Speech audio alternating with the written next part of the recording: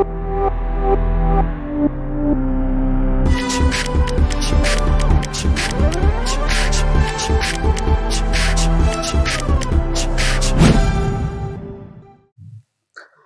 so now we are going to do this. ये parabola है. Parabola में एक टैंजेंट हमने बनाया. We draw a tangent at A, let's say T1, and we draw a tangent at B, say T2. So T1 और T2 पे if we draw a tangent, they will intersect at a point P, which coordinate is A T1 T2, comma A T1 plus T2.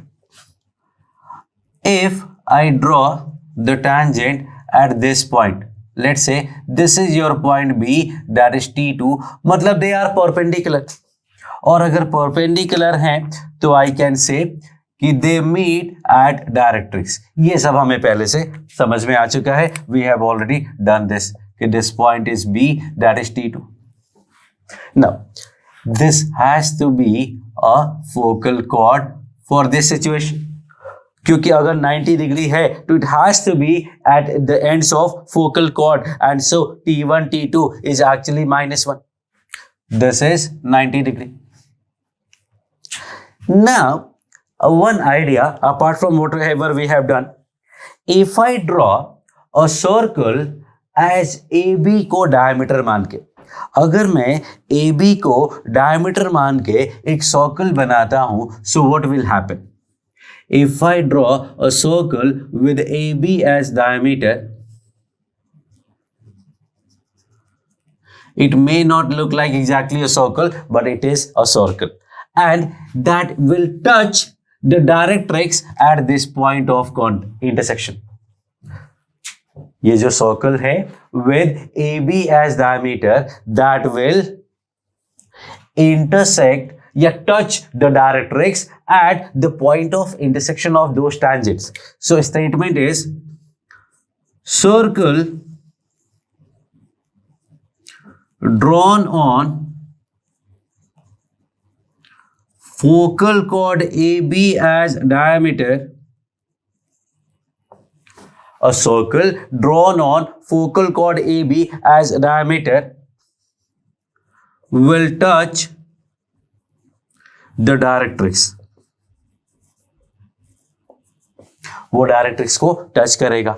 Idea is कि ये angle 90 है और 90 angle कोई भी line कहाँ बनाता है? अगर उस लाइन को डायमीटर मान के सर्कल बनाओगे तो सर्कल के हर पॉइंट पे वो 90 ड्रॉ करता है. And that is the whole idea कि दिस एंगल इज 90, तो ये डायमीटर मानोगे तो सर्कल ये पॉइंट से पास करेगा and also touch is the directrix. So whenever we are asked about a circle in case of parabola, usually it is a circle with focal chord as diameter. इस तरीके से बहुत सारे statements हैं that I will keep on telling you and you have to learn everything. Second idea is, and second statement I will say, कि कोई भी एक tangent है. Suppose a tangent at T. If I draw perpendicular to this tangent from focus, it will actually meet the tangent at vertex. Y-axis भी बोल सकते हैं, but tangent at vertex is better idea because that will be true for all the parabolas. So statement is, अभी दिखाता हूं कैसे. ध्यान से सुनो, ये काफी टिपिकल है. Perpendicular from focus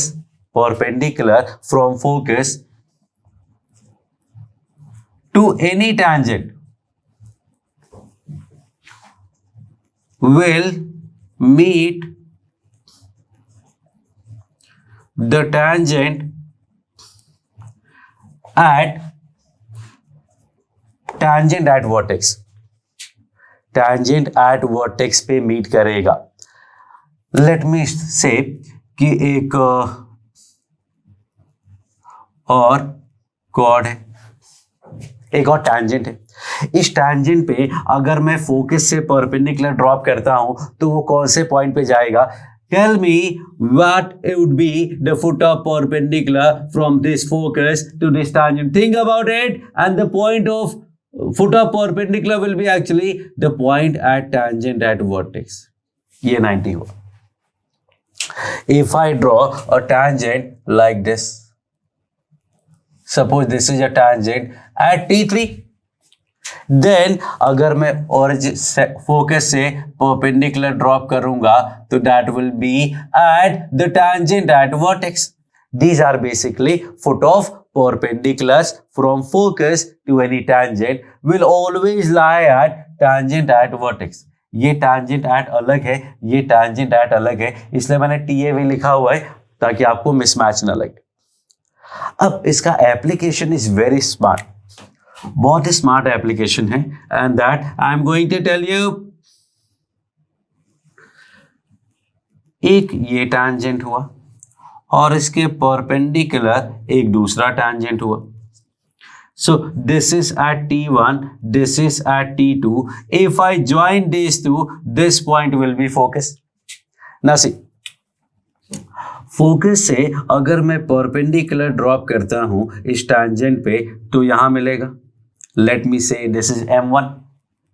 और अगर ध्यान से देखोगे तो this line AS is actually making an angle 90 at M1.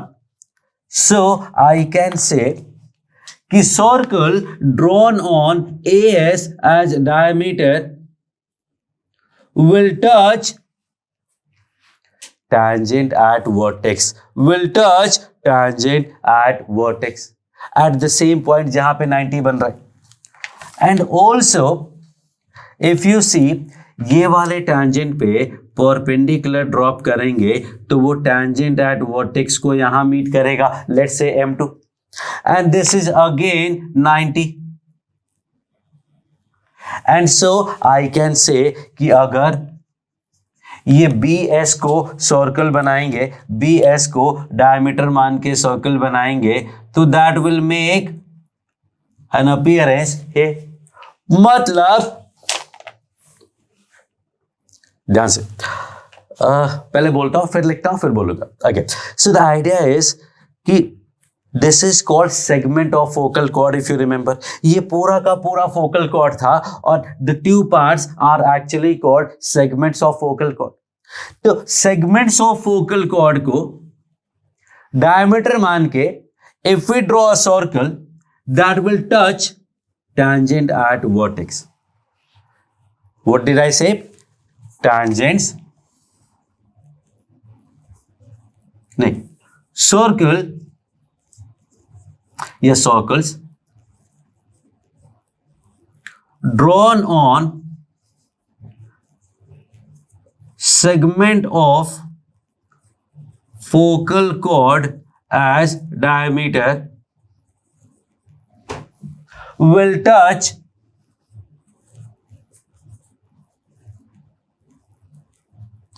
tangent at vertex, will touch tangent at vertex. ध्यान से देखना, सेगमेंट ऑफ फोकल कॉर्ड को डायमीटर मान के सर्कल बनाया तो उसने टच किया tangent at vertex को, एंड इफ सेकेंड वाले सेगमेंट लिया तो वो भी उस tangent at vertex को टच किया। But if I draw a circle with the whole focal chord as diameter तो that will touch the directrix. ये सेगमेंट्स को डायमीटर मान के करोगे तो टैंजेंट एट वर्टेक्स को टच करेगा और टैंजेंट एट वर्टेक्स को टच करेगा, और पूरे को अगर डायमीटर मानोगे तो वो पूरा का पूरा जो सर्कल है that will touch the directrix. So these are two very important results along with this. Perpendicular from focus to any tangent will meet the tangent at vertex. मतलब ये तीनों concurrent होंगे. So these are basically three. I will say this is 1, this is 2, and this is 3. These are the three results that you have to remember and learn by heart, ये miss नहीं होना चाहिए. You should always remember this very important result I will say. If you want, you can actually write the equation of circle. Diameter form, ये दोनों point पता है, diameter form से लिख लो और चेक कर लो ये टच करता है या नहीं करता है. कैसे चेक करेंगे? P equal to R. Simple है, P equal to R should be the idea. P equal to R का क्या करने वाले? How are we going to use that? So basically P is distance of the line from centre और R क्या होता है? Radius. तो आपको सर्कल डायमीटर फॉर्म से निकाल के कैलकुलेट कर सकते हैं. हियर आल्सो डायमीटर फॉर्म से सर्कल निकाल के कैलकुलेट कर सकते हैं and you will be able to find the whole thing. So this is a very important result of a parabola and focal chord and tangent and whatnot. Hello again to parabola. Now what we are going to do is we are going to solve some questions. So first question, let's say कि एक parabola है. Parabola में we know the tangent at A say T1 का equation होगा T1y equal to x plus A T1 square. एक दूसरा tangent at T2 that is point B, that will be T2y equal to x plus A T2 square. इनका point of intersection P है and that is A T1 T2 comma A T1 plus T2. And the question is कि if S is the focus, अगर S focus है तो SA, SB और SP में क्या relation होगा? What is the relation between SA, SB and SP? So let's find out. ऐसे तो बहुत ही आसान है, a plus A T1 square, this is a plus A T1 square. SB भी बहुत आसान है, a plus A T2 square. ये SP का हमें देखना पड़ेगा कि व्हाट इज दिस SP. ये फोकल कॉर्ड के एंड्स नहीं है, इसलिए S इस फोकल कॉर्ड के अलग बनाया हुआ है मैंने. It may be but not necessarily. So focus is a comma 0. So if I find the distance, I will get a T1 T2 minus a का whole square plus a T1 plus T2 minus 0 का whole square. Simplifying this, I will get a square को बाहर निकाला तो a आ गया. What I have is a square plus b square minus 2ab plus A square बाहर आ गया T1 square plus T2 square plus 2T1 T2. देखना minus 2T1 T2 plus 2T1 T2 cancel हो गया, मिला 1 T1 square T2 square T1 T2 square, 1 T1 square T2 square T1 square T2 square का रूट. Do you know what it is? एक standard सा idea है. You have to remember 1 plus A plus B plus AB. 1 plus B plus 1 plus A plus B plus AB is actually 1 plus A into 1 plus B. कोई special नहीं है, आप यहां से B common लोगे आ जाएगा, बट याद नहीं आता है. याद करोगे तो बहुत अच्छा होगा. और साथ में 1 plus 3x plus 3x square plus x cube.